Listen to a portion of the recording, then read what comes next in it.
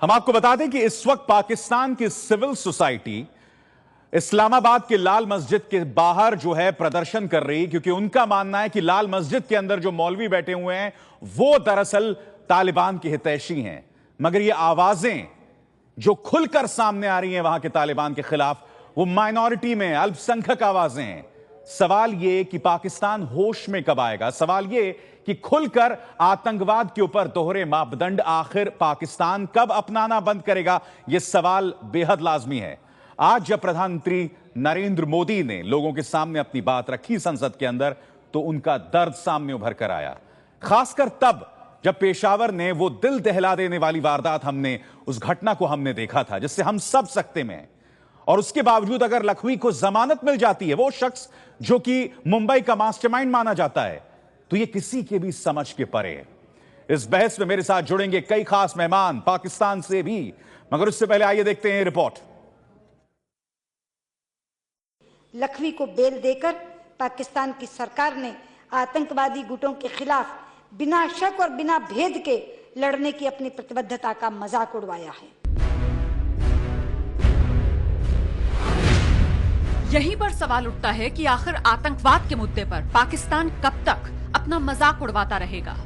पेशावर में आतंकवादियों ने 132 बच्चों सहित 141 लोगों को मौत के घाट उतार दिया। उम्मीद थी कि इस हादसे से पाकिस्तान सबक सीखेगा, लेकिन हादसे के 2 दिन बाद ही मुंबई हमले की गुनहगार ज़कीउर रहमान लखवी को जमानत मिल गई। जितनी पीड़ा पाकिस्तान को हुई है, भारत को उससे रत्ती भर कम नहीं हुई है।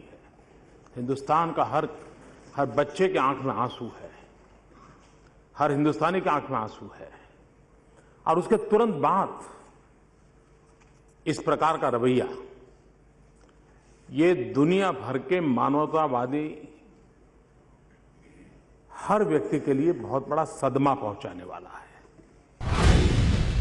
गुरुवार को लखवी को जमानत मिलने की खबर मिलते ही भारत ने पाकिस्तान के सामने अपना विरोध दर्ज कराया, जिसके बाद पाकिस्तान ने उसे फिर से हिरासत में ले लिया। पाकिस्तान लखवी की जमानत के खिलाफ हाईकोर्ट में अपील की बात भी कह रहा है, लेकिन सबूत ना होने की बात कहकर उसे अब तक सजा देने से बचता रहा है। हम इस दलील को अस्वीकार करते हैं कि उस पर और उसके साथ इस साजिश में सह शामिल अन्य लोगों पर मुकदमा चलाने के लिए पर्याप्त सबूत नहीं थे।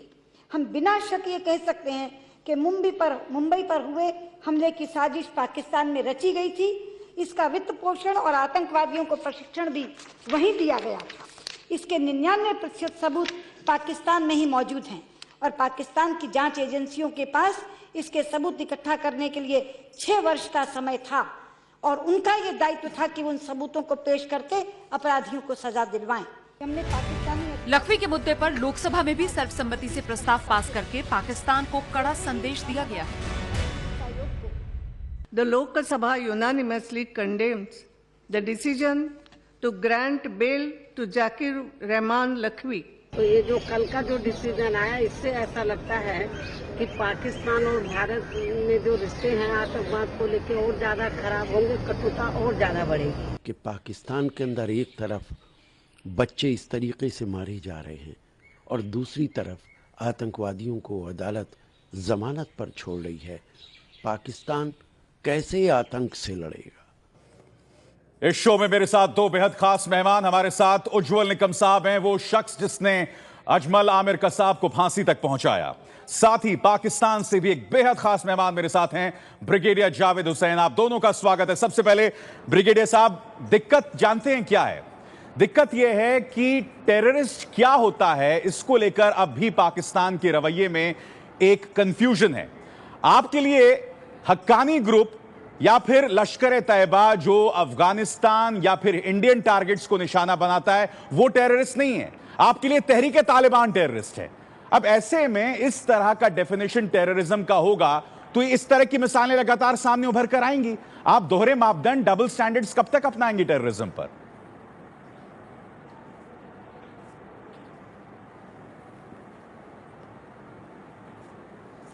ये बात जो आपने की है, इसमें काफ़ी वज़न है। पाकिस्तान का जो अभी इस वक्त प्रॉब्लम है वो है तहरीक तालिबान पाकिस्तान, जिसके खिलाफ ऑपरेशन लॉन्च हुआ है। उसको कोई 3-4 महीने हो गए हैं अभी। और जो तहरीक तालिबान की जो लीडरशिप थी वो निकल के अफ़गानिस्तान के जो बॉर्डर प्रोविंसेस हैं पाकिस्तान के साथ, वहाँ चली गई है। ठीक है। तो और बाकी जो लोग थे वो मुख्तलिफ ट्राइबल एजेंसीज़ में फैल गए हैं। तो पाकिस्तान आर्मी जो है वो वहाँ पर ऑन अ ब्रॉड फ्रंट वो ऑपरेट कर रही है। रह गया हक्कानी नेटवर्क की आपने बात की। अफ़गान तालिबान भी गालिबन आपके जहन में होंगे। बिल्कुल। हक्कानी नेटवर्क और अफ़गान तालिबान जो हैं वो पाकिस्तान के ख़िलाफ़, पाकिस्तानी स्टेट के ख़िलाफ़ उनका कोई ऑपरेशन नहीं है। इंडिया के खिलाफ उनका ब्लू आइड बॉयज़ हैं, ऐसा है क्या? तो नहीं, ब्लू आइड की उसमें बात नहीं है। बात यह है कि इनको टेररिस्ट कहा जाता है, हक्कानी नेटवर्क को और अफ़गान तालिबान को। मेरी नज़रों में वो टेररिस्ट नहीं हैं, वो फ्रीडम फाइटर्स हैं। वो अपने ऑक्यूपाइड मुल्क को, उनका मुल्क जो है वो ऑक्यूपाई कर लिया गया है फॉरेन फोर्सेस से। जैसे सब कॉन्टिनेंट को अंग्रेज़ों ने ऑक्यूपाई कर लिया था। अब आप इस तरह देखिए कि अगर हम उस वक्त अंग्रेज़ों के ख़िलाफ़ ये रेजिस्टेंस शुरू करते जैसे कि अफ़गानिस्तान में हो रहा है, तो हमको क्या टेररिस्ट हम कहलाते या हम फ्रीडम फाइटर कहलाते? मुझे बहुत ताज्जुब हो रहा है ब्रिगेडियर हुसैन कि साल 2014 में इस नए मिलेनियम में आप इस तरह के तर्क दे रहे हैं जिसमें आप हक्कानीज और अफगान तालिबान को, जिनके हाथों इतने बेकसूर लोग मारे गए हैं, आपको मुझे बताना पड़ेगा कि अगर इंडियन फ्रीडम स्ट्रगल के दौरान भगत सिंह, सुखदेव, राजगुरु ने अगर वायलेंस का इस्तेमाल किया, जिन्हें अंग्रेजी हुकूमत ने टेररिस्ट बताया था, तो वो बेकसूरों को निशाना नहीं बना रहे थे। यहां पर बेकसूरों को निशाना बनाया जा रहा है। तो आपके इस लॉजिक से तो तहरीक तालिबान भी फ्रीडम फाइटर्स हैं, क्योंकि वो अपना शरिया का निजाम चाहते हैं पाकिस्तान में। तो फर्क क्या हुआ? नहीं, मैं आप ही के लॉजिक का इस्तेमाल कर रहा हूं ब्रिगेडियर हुसैन। मुझे बताइए फर्क क्या हुआ तहरीक तालिबान और हक्कानी ग्रुप में? ऐसे में वो भी तो फ्रीडम फाइटर्स हैं, ऐसे में तहरीक तालिबान। नहीं, तहरीक तालिबान तो पाकिस्तानी है ना, वो क्या फ्रीडम फाइटर्स हैं? वो तो पाकिस्तान का हिस्सा है। नहीं, मगर वो भी शरिया का निजाम चाहते हैं ना। वो आपकी सोच से वो पाकिस्तानी स्टेट से निजात दिलाना चाहते हैं, वो शरिया चाहते हैं पूरे पाकिस्तान में, तो वो भी फ्रीडम फाइटर्स हैं। पूरे पाकिस्तान में नहीं, फ्रीडम फाइटर्स नहीं है, वो फ्री लोग हैं। वो मुल्क के अंदर वो इंसर्जेंसी कर रहे हैं, इंसर्जेंट्स हैं वो। अच्छा, मुझे बताइए हाफिज सईद कौन है? लखवी जिसे जमानत दे दी गई एंटी टेररिज्म कोर्ट में, इस कदर खौफ लखवी को लेकर कि जमानत ही दे दी गई इस शख्स को। आप हाफिज सईद जो भारत पर हमले करने की धमकी देता रहता है, उसे आप क्या करार देंगे? हाँ, मैं उसी पे आ रहा था ना। मैंने कहा मैं हक्कानी और अफगान की बात कर लूँ, टीटीपी की बात कर लूँ, तहरीक तालिबान। अब आप ये लखवी और सईद की बात करते हैं। ये मैं मानता हूँ कि जो एविडेंस मिला है मुंबई अटैक के बाद, काफ़ी अरसे के बाद ये जो एविडेंस जमा किया गया है, ठीक है, और कहा जाता है कि उसमें से 99% वो एविडेंस इंडिया ने पाकिस्तान को दे दिया है। तो उस एविडेंस की बेसिस पे उनका एंटी टेररिस्ट कोर्ट में केस चला। ठीक है, वो केस जो है बहुत स्लो पेस पे चल रहा था। उस एविडेंस के बुनियाद पे इसको कन्विक्ट हो जाना चाहिए था। और कन्विक्शन, और अगर वो मर्डर चार्जेस जो थे, जो कि आप लोगों ने वो भेजे थे एविडेंस, वो प्रूव हो जाते, ठीक है, तो ये डेथ रो पे हो जाता। अब आज रात को कुछ वहां पर डेथ रो के जो टेररिस्ट पकड़े गए हैं, ठीक है, उनका एग्जीक्यूशन शुरू हो रहा है, ठीक है, और इनका भी हो जाता। हाँ। अच्छा, अब ये कि लोअर कोर्ट जो है वो प्रेशर में आ गए थे। ये मेरी अपनी वो है थिंकिंग। ठीक है। तो जैसे कल मैंने वो टाइम्स नाउ वाले जो एंकर थे उनको भी यही कहा कि अब गवर्नमेंट ऑफ पाकिस्तान की जो प्रोसिक्यूशन थी ठीक वो है। कमजोर थी। हाँ, वो कमजोर इसलिए थी कि वो नीचे वाले प्रेशर में आ गए थे प्रोसिक्यूशन टीम, लिहाजा रेज द लेवल, इसको आप ले जाएं हाई कोर्ट पे, उसके बाद सुप्रीम कोर्ट आपके पास एक ऑप्शन रहेगा। ठीक है। और लेवल जब आप रेज करेंगे तो ये जो बेल मिली है इनको 3 महीने और 3 महीने के लिए इनका नहीं, डिटेंशन हो मगर गया है। ब्रिगेडियर हुसैन, तो आप ये मुझे कैसे एतबार दिला सकते हैं कि हाई कोर्ट के जजेस प्रेशर में नहीं होंगे? मेरे साथ उज्जवल निकम हैं, मेरे साथ उज्जवल निकम साहब हैं, जो कि जिन्होंने अजमल आमिर कसाब को फांसी पे चढ़ाया। उज्जवल निकम साहब, इस दलील को आप कैसे देखते हैं कि आप जुडिशरी का लेवल रेस करें? हम सब जानते हैं कि एटीसी के स्पेशल जज ने अपनी सुरक्षा को लेकर दुहाई दी थी। एफआईए के प्रोसिक्यूटर चौधरी जुल्फिकार अली, जिनसे आपका राब्ता हुआ था, उज्जवल निकम, उन्हें मार दिया गया था। तो ऐसे में इस जुडिशियल प्रोसीडिंग को तो मुझे तो शैम लगता है पूरी तरह से। उज्जवल निकम, देखें एक मिनट ब्रिगेडियर साहब, मैं आऊंगा आपके पास। ब्रिगेडियर साहब, मैं आपके पास आऊंगा आपके पास। बोलिए उज्जवल जी बोलिए। ओके, मैं पहले तो ये बात कहूंगा कि ब्रिगेडियर हुसैन साहब ने ये बात मान ली है कि वहां का पाकिस्तान का टेररिस्ट कोर्ट प्रेशर में आ गया। दूसरी बात, आज उन्होंने ये भी मान ली कि वहां की प्रोसिक्यूटिंग एजेंसी कमजोर गिर गई। बिल्कुल। ये ऐसा क्यों हो रहा है, ये पहला सवाल है। इसका पहला सवाल यह है कि ये कमजोर हो रहे क्योंकि गवर्नमेंट ऑफ पाकिस्तान उनको सीरियसली बैकिंग नहीं दे रही है। दूसरा सवाल, हुसैन साहब ने एक सवाल किया कि पूरा एविडेंस भारत सरकार ने दिया। हमने तो एविडेंस दिया, मैं खुद इस्लामाबाद में गया था, लेकिन साजिश जो हुई 26/11 की, वो साजिश पाकिस्तान में हुई थी और वो एविडेंस पाकिस्तान ने ढूंढना चाहिए था। फिर भी उसके बावजूद हमने पाकिस्तान इन्वेस्टिगेटिंग एजेंसी को पूरा सबूत दिया। ठीक है। वो सबूत दिया, इतना ही नहीं तो अजमल कसाब का जिसने जुडिशियल कन्फेशन रिकॉर्ड किया था, वो मैजिस्ट्रेट की क्रॉस एग्जामिनेशन के लिए हमने पाकिस्तान के जुडिशियल कमीशन को बंबई में बुलाया। ठीक है। लखवी के वकील ने उसको क्रॉस किया और पूरा सबूत और क्रॉस एग्जामिनेशन एविडेंस लखवी के खिलाफ पाकिस्तान कोर्ट में दर्ज दिया। उज्जवल निकम साहब, मैं हैरान, उज्जवल निकम साहब, एक चीज मैं आपसे जानना चाहूंगा। एक मिनट, मैं हैरान इस बात का हूं कि पाकिस्तान सरकार का ऑफिशियल स्टेटमेंट अभी आ रहा है कि उस दिन वकीलों की हड़ताल थी।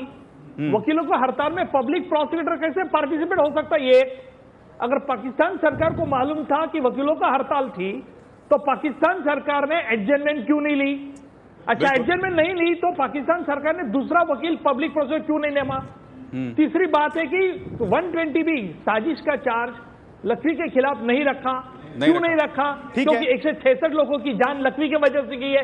कई ऐसे बातें हैं कि जो बातें मैंने खुद पाकिस्तान प्रोसिक्यूटिंग एजेंसी को इस्लामाबाद में बताई थी, उसमें उन्होंने नजरअंदाज कर दिया। इसका मेरा कहना है, मेरा आरोप है कि आप आतंकवादी के में फर्क कर रहे, आतंकवादी आतंक के बारे में, आतंकवादी तालिबान आतंकवादी के बारे में आप एक पोजीशन ले रहे और जो भारत पर हमला करते हैं दहशतगर्दी, उनके बारे में दूसरी पोजीशन। चलिए, हमारे साथ दो और खास मेहमान है मेरे साथ। सुधांशु त्रिवेदी, ऐसे में जब आतंकवाद की परिभाषा को अलग अलग किया जाएगा, ब्रिगेडियर जावेद हुसैन ने कहा कि हक्कानी ग्रुप और अफगान तालिबान फ्रीडम फाइटर्स हैं। अब ऐसे में अगर आप उन लोगों को जो कि बेकसूर लोगों की जान ले रहे हैं उन्हें फ्रीडम फाइटर्स का दर्जा देंगे, तो जाहिर सी बात है किसी भी तरह के संपर्क का या राब्ते का कोई तो सवाल ही नहीं होता।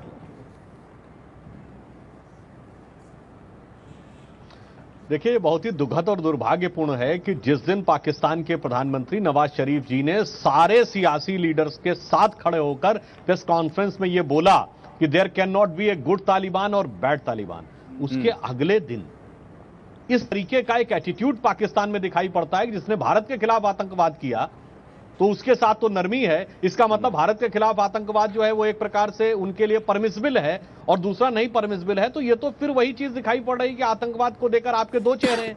ठीक है। और मुझे तो इस बात के ऊपर बड़ा दुख है कि जिस ढंग की दुखद घटना पाकिस्तान में हुई, एक कहावत है कि अक्ल आती है जहां में ठोकरे खाने के बाद। हम उनके घावों पर नमक नहीं लगाना चाहते, पर ये ठोकर खा के भी अगर उन्हें नहीं समझ में आ रहा है कि अगर आप आतंकवाद को किसी भी तरीके से जस्टिफाई करोगे तो वो पलट कर आपके ऊपर आएगा। ठीक है। ये सियासी तौर पर हम बहुत ही दुर्भाग्यपूर्ण मानते हैं। उज्जवल निगम जी ने कहा कि सबूत दिए गए थे, गृह मंत्री राजनाथ सिंह जी ने भी कहा पर्याप्त सबूत पाकिस्तान को दिए जा चुके हैं। उसके बाद यदि निर्णय नहीं हो रहा है, ये पाकिस्तान की बहुत दुखद बात है, लीडरशिप है उसकी इच्छा शक्ति की ब्रिगेडियर हुसैन और उनकी नीयत में सीधे खोट। ठीक है ब्रिगेडियर हुसैन, मेरा एक बहुत सीधा सवाल है आपसे। 2008 में जब मुंबई अटैक्स हुए थे तो उस वक्त यूएन में पाकिस्तानी एम्बेसडर ने भरोसा दिलाया था कि हम प्रोस्क्राइब करेंगे जीओडी को, हम उनके फाइनेंशियल एसेट्स को फ्रीज करेंगे। मगर साल 2010 में राणा सनाउल्लाह जो कि पंजाब के मिनिस्टर हैं, उन्होंने 9,40,000 जो हैं करीब 9,40,000 डॉलर्स सौगात दे दिए जमात उद दावा को। तो आप देख रहे हैं क्या हो रहा है, आप देख रहे हैं किस तरह से जमात उद दावा के किस तरह के दोहरे मापदंड है पाकिस्तानी हुक्मरानों के। ये पुरानी बातें हो गई हैं। पुरानी बातें कैसे हो गई, ये आपकी सोच है। मैं उसी पे आ रहा हूं, अगर आप मुझे मौका दें। बोलिए। ये जो एटीट्यूड्स थे वो उसमें बहुत एक ड्रामेटिक किस्म का चेंज आया है, क्योंकि पाकिस्तान ने बहुत सफ़र किया है टेररिज्म की वजह से। फौजी भी हमारे और उनसे ज़्यादा सिविलियंस हमारे। तो अब वो जो थिंकिंग थी उस ज़माने में जिसका आप जिक्र अभी कर रहे हैं, और अब उसमें बहुत फर्क आ गया है सर। सिर्फ 4 साल का फर्क ये हो गया है 2010 2014। मैं समझ नहीं पा रहा हूं ब्रिगेडियर हुसैन, आप ऐसे बात करें जैसे बाबा आदम के जमाने की बात हो, जैसे कोई आज से 67 साल पहले की बात हो। नहीं, 4 साल बहुत होते हैं थिंकिंग को चेंज करने में। तो कल देखा ना हमने, लक्ष्मी साहब को आपने बेल लगता है, ये तो 4 साल। अभिषेक मैं आपसे कहना ये चाह रहा हूँ, नहीं ठीक है, आप बेल को छोड़ें। अभी आपने एक सवाल पूछा है तो मैं उसका बता रहा हूँ। बोलिए। अब यहाँ पर गुड तालिबान और बैड तालिबान का कोई इसमें वो नहीं है।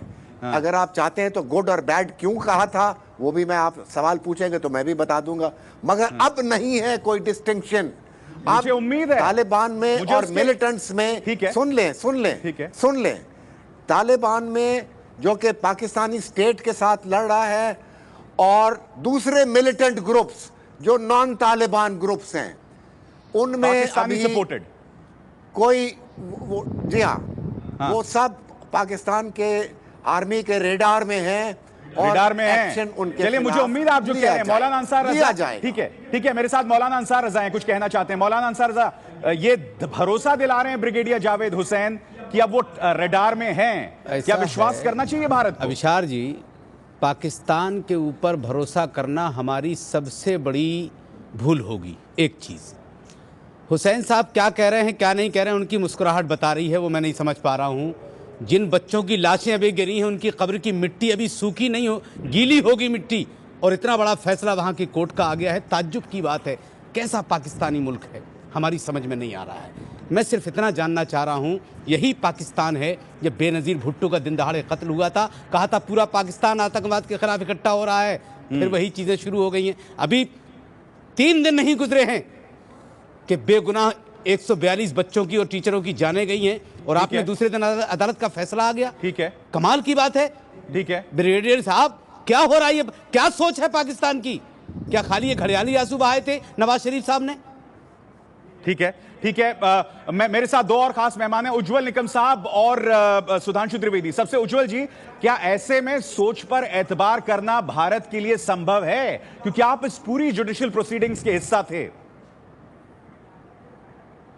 देखिए, मैं इसके बारे में बहुत साशंक हूं कि जैसे मैं पाकिस्तान में गया था उसी वक्त हमने बताया था कि लखवी और बाकी के आतंकवादियों के खिलाफ 166 लोगों की जान लेने के लिए चार्ज, जो क्रिमिनल कॉन्स्पिरेसी, वो फ्रेम किया जाए, उसको अनदेखा किया।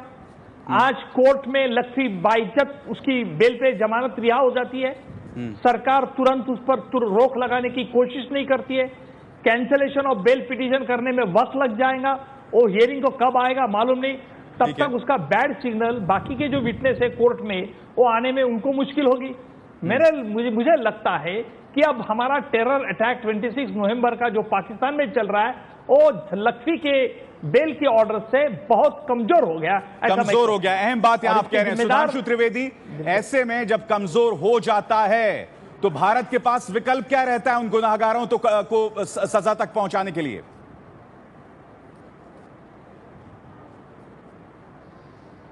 देखिए, इसमें एक बात तो यह है, जो पाकिस्तान अभी तक स्टैंड लेता था कि उनके नॉन स्टेट एक्टर्स का यह काम है। अब अगर वहां की अदालत ही नरमी दिखा रही है तो ये तो नॉन स्टेट एक्टर नहीं हुआ। अगर हाफिज सईद की लाहौर में रैली होती है और उसको वहां की एडमिनिस्ट्रेशन पूरा अनुमति देती है, और इतना ही नहीं, पाकिस्तान की सरकार 2 स्पेशल ट्रेन चलाती है जमातुल दावा की रैली के लिए by the name JUD-1 and JUD-2, तो ये रेलवेज तो कोई नॉन स्टेट एक्टर नहीं था।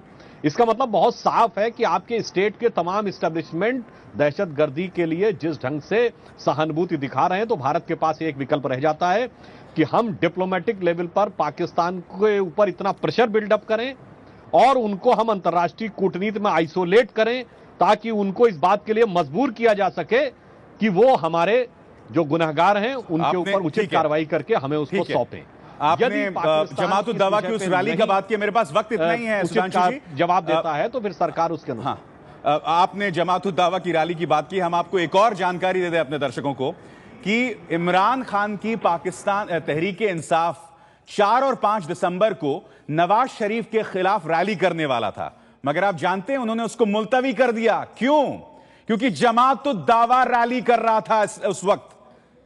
तो आप देख सकते हैं कि जमहूरी प्राथमिकताएं यानी कि प्रजातांत्रिक प्राथमिकताएं पाकिस्तान की पीछे आ जाती हैं जब हाफिज सईद जैसा आतंकवादी सामने खड़ा हो जाता है। यह त्रासदी है पाकिस्तानी मुख्यधारा की। हम उम्मीद करते हैं ब्रिगेडियर जावेद हुसैन कि आने वाले वक्त में इसमें तब्दीली आएगी, क्योंकि अभी तक तो कम से कम हाथ कंगन को आरसी क्या कोई सबूत हमें ऐसे नहीं मिले कि पाकिस्तान के रवैये में कोई बदलाव आया है।